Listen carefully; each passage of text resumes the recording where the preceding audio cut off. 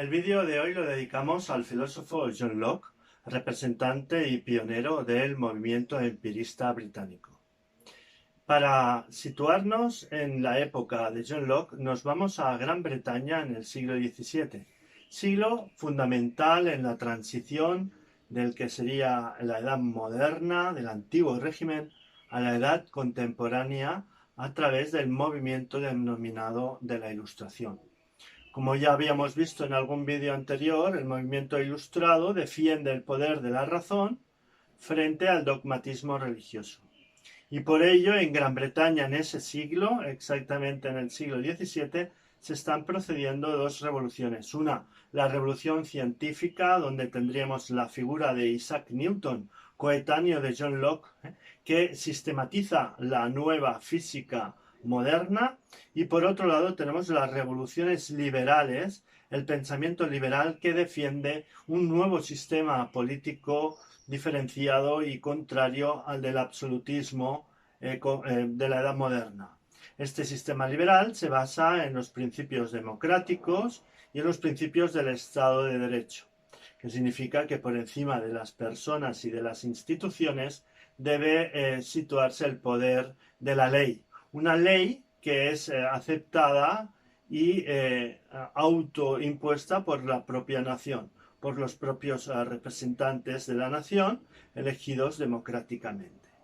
Bien, John Locke juega un papel fundamental en estos dos ámbitos. Por un lado, podemos considerarlo como un pensador del liberalismo, uno de los pioneros en la defensa de este sistema democrático que hemos mencionado, que cobra el nombre de liberalismo, defiende la libertad del individuo, y por otro lado, también como representante de una nueva forma de entender la filosofía que se basa en la experiencia de la propia revolución científica.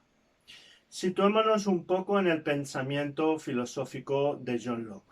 John Locke conoce bien, de hecho él mismo es científico, es médico, conoce bien los avances de la revolución científica y entendemos que la revolución científica, sobre todo basada en la físico-matemática, con Newton como máximo exponente, pero también con la figura como Galileo, pues se basa en qué? Se basa en que observamos los fenómenos y desentrañamos cuáles son las leyes que están detrás de esos fenómenos. O sea, las leyes que siempre actúan ante unas mismas circunstancias. Eso podría ser, pues, la explicación o la observación de la ley de la gravitación universal a la que llega el propio Isaac Newton a desentrañar, que ve que es una constante que se puede aplicar y es aplicable a todos los cuerpos que caen, todos los cuerpos que se sienten atraídos, ¿no?, hacia el suelo.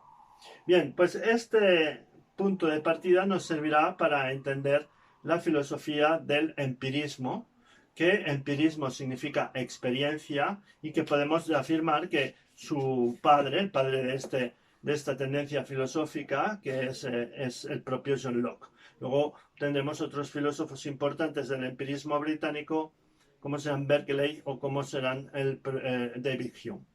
Bien, pues John Locke partirá de que en ese empirismo no podemos desentrañar leyes, no podemos tener ideas si previamente no tenemos esa observación de los fenómenos empíricos, o sea, de los fenómenos de la propia experiencia. Es así como es conocida la afirmación de John Locke de que nuestra mente es una tabla rasa, es una hoja en blanco, es un espacio que tiene que llenarse con los contenidos de la experiencia. Por lo tanto, el punto de partida del empirismo sería el de la tabula rasa, el de la tabla rasa en que la mente no tiene ningún contenido innato. Con ello ya se opone al racionalismo de Descartes. También ha leído John Locke las obras de Descartes, también lo conoce y se opone totalmente. Punto de partida, el empirismo niega a las ideas innatas. Todas las ideas tienen un referente en la propia experiencia. Esa será una máxima de todos los pensadores empiristas. Corriente que proliferará en Gran Bretaña y en todo el pensamiento anglosajón, que niega de ese modo cualquier posibilidad de la metafísica, puesto que la metafísica sería aquella parte de la filosofía que estudia las primeras causas, los primeros principios de todos los fenómenos que están más allá de la propia experiencia, nos está diciendo John Locke que no podemos tener ningún conocimiento más que el conocimiento de la propia experiencia. Con eso ya John Locke y los empiristas en general van a limitar la capacidad del conocimiento humano. Solo podemos conocer aquello que nos proporcionan los sentidos. Si no tenemos un conocimiento empírico, no podemos desarrollar ningún otro conocimiento. Pero vamos a ver cómo desgrana un poco más John Locke esto. De hecho, como la filosofía de John Locke, la filosofía del empirismo solo se centra en la experiencia, en cómo conocemos lo que hay a nuestro alrededor. Es por ello que la parte de la filosofía que entienden que es la única válida sería la filosofía del conocimiento, también denominada teoría del conocimiento, también denominada gnoseología.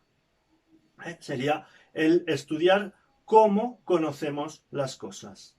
Por ello también podemos ver que estos filósofos empiristas van a influir mucho en una ciencia que no surgirá hasta finales del siglo XIX, que es la psicología, que sería pues cómo conocemos, cómo percibimos las cosas que tenemos a nuestro alrededor. Pues bien, el empirismo entiende la filosofía como ello, cuáles son los límites de nuestro conocimiento y cómo y qué podemos conocer. Bien, para ello John Locke nos dirá que todo conocimiento, como es un conocimiento de la experiencia, requiere de las sensaciones. ¿Qué son las sensaciones? Las sensaciones serían esos materiales sensibles que nos llegan precisamente a los órganos receptores de esas sensaciones, que denominamos órganos sensoriales, y que son esas ventanas que tenemos en nuestro cuerpo abiertas al exterior y que nos proporcionan la información de lo que está ocurriendo en nuestro entorno.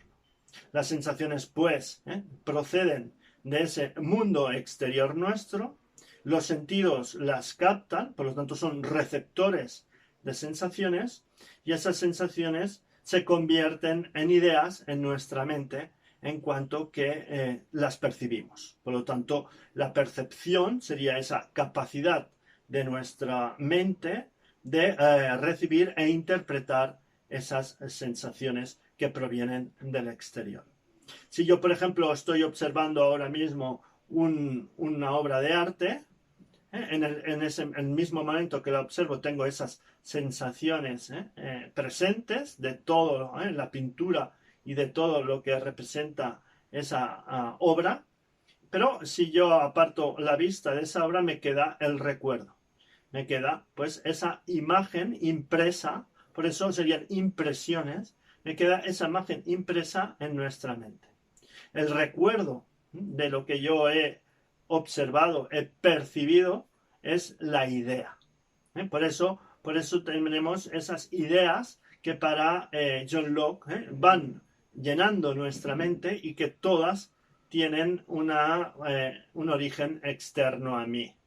Todas tienen que tener un referente en el mundo exterior. Pero bien, esas son las ideas simples. A partir de aquí, todo esto que acabamos de decir sería la experiencia externa. La experiencia que tiene nuestra mente con todo lo que nos rodea, con todo lo externo a ella.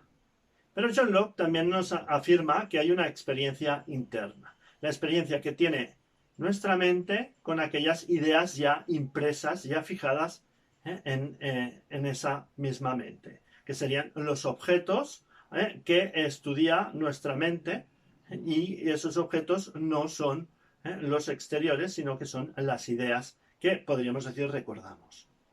Muy importante que tener en cuenta que para John Locke las ideas que tenemos no se identifican completamente con los objetos que hay fuera, sino que son las imágenes que nosotros hemos construido de ese mundo exterior. Es por ello que con John Locke, al igual que con Descartes, ¿no? Pues podríamos decir que entramos en una filosofía subjetivista que es propia ya de la filosofía moderna o la filosofía que aparece ya en ese siglo XVII. Bien, Pues como decíamos, esa experiencia interna es la experiencia que permite a nuestra mente analizar y descomponer esas ideas simples, relacionarlas entre sí, extrayendo los elementos comunes y aplicamos una serie de mecanismos lógico-mentales que nos permiten desarrollar conocimientos.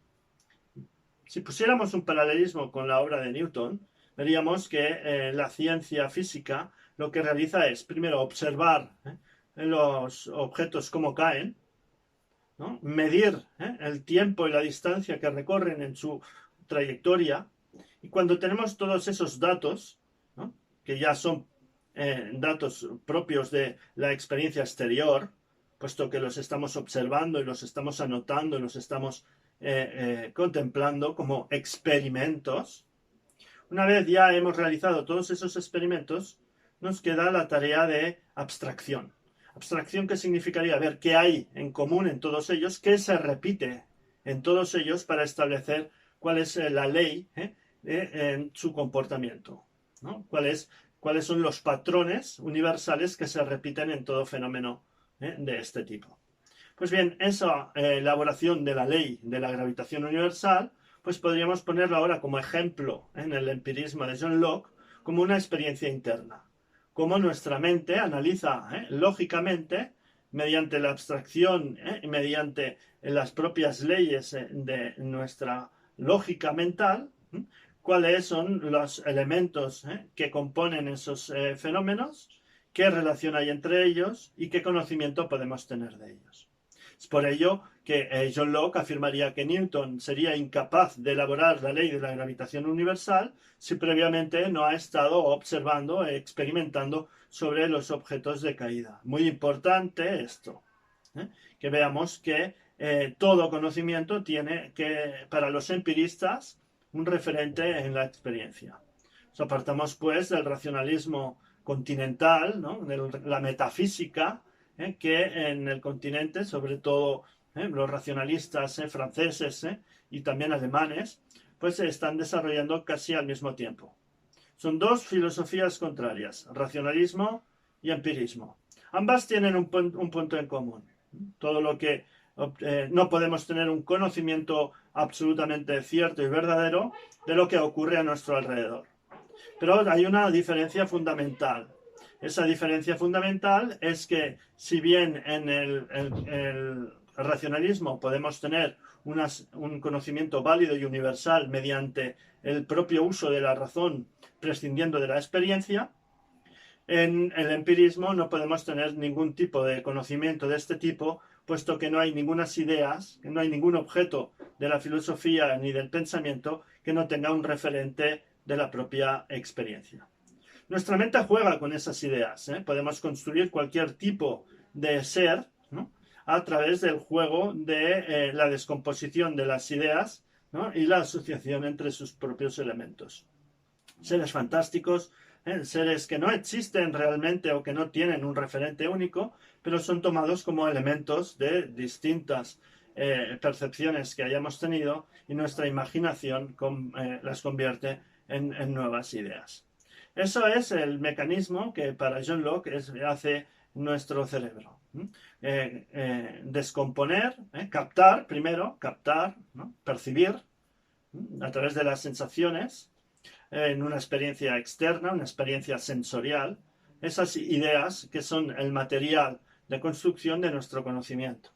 Puesto que esas ideas exteriores se descomponen, se analizan y elaboramos a partir de ahí nuevas ideas, nuevas relaciones que nos permite hacer ciencias. Pero ciencias siempre que tienen un referente óntico, un referente empírico. Esa es la principal aportación de la filosofía empirista. Y es lo que caracterizará a la filosofía anglosajona, mucho más práctica, mucho más útil, ¿no? Se centrará en el análisis de los fenómenos observables, se centrará en los mecanismos que en nuestro propio cerebro funcionan para conocer o descomponer o relacionar todos esos elementos que nos vienen de la experiencia, sería la lógica analítica, y niega totalmente el pensamiento especulativo propiamente dicho en el sentido de una metafísica o una filosofía de las causas y de los principios primeros y últimos de todas las cosas. Es en oposición, como decimos, al racionalismo, y también os lanzo pues que relacionéis, ¿no?, el pensamiento empírico con el aristotélico. Aristóteles entiende que todo conocimiento es un conocimiento de las formas, ya lo hemos visto en un vídeo anterior, ¿no? También para Aristóteles el conocimiento parte de la observación, hay el conocimiento de los entes. A partir de aquí la abstracción es quedarnos con la forma, puesto que la materia no la podemos conocer, y mediante el método inductivo, ¿no?, pues ir ascendiendo hacia niveles superiores de conocimiento. Tanto Aristóteles está presente en la filosofía empirista, ¿no?, puesto que, al igual que él, los empiristas defienden que todo conocimiento es un conocimiento de la experiencia. Si bien podemos poner en relación a Descartes con Platón. Platón nos defiende que ya cuando nacemos tenemos ideas innatas. Descartes también defiende que cuando nacemos tenemos ideas innatas. Platón, ¿no?, nos explica que esas ideas innatas son fruto, ¿no?, de la posibilidad del ser humano de un conocimiento absoluto gracias a la inmortalidad del alma. Y Descartes nos explica que eso es posible pues también gracias a la bondad divina. Tanto vemos dos paralelismos muy importantes. Es la recuperación de algún modo, ¿no?, de la filosofía griega, pero ahora desde un sentido mucho más moderno. Moderno en el sentido de que nos centramos en ese subjetivismo que hemos dicho. Ya tanto empiristas como racionalistas entienden que el conocimiento es un conocimiento subjetivo, que conocemos ya lo que tenemos en nuestra mente, no tenemos conocimiento de cómo son las cosas en sí, cómo son fuera de mí, solo conocemos las cosas en cuanto están en mí. Y eso será la distinción y la diferencia que de algún modo marca la filosofía moderna con la filosofía clásica griega. El viraje hacia el subjetivismo. Y por último, también lanzo una reflexión de que precisamente si pensamos en estos parámetros empiristas, entendemos que la filosofía de John Locke, como es empirista, nos dice que todos los conocimientos son unos conocimientos realizados dentro de nuestra propia mente, cuyos objetos son las ideas simples. Pues, ¿qué ha hecho Isaac Newton? La ley de la gravitación universal es una ley que existe en la propia realidad, o es una ley que se extrae del funcionamiento o el comportamiento de las sensaciones dentro de nuestra mente. Esa es una de las dudas que surgirá la filosofía moderna, si todo ese conocimiento que tenemos de las cosas es un conocimiento real, es un conocimiento en sí de lo que ocurre en el mundo independientemente del ser humano, o es un conocimiento para mí, es un conocimiento que se explica por el propio mecanismo de la mente humana, ¿no?, de conocer y construir, percibir, ¿no?, e interpretar lo que nos llega de los sentidos, porque al fin y al cabo lo único que conocemos del mundo exterior son las sensaciones que de él recibimos. Bien, pues meditadlo. Esto es la aportación filosófica del vídeo de hoy. Espero que lo encontréis interesante y que os sirva también para avanzar más en la preparación de vuestro temario de filosofía. Muchas gracias y hasta el próximo vídeo.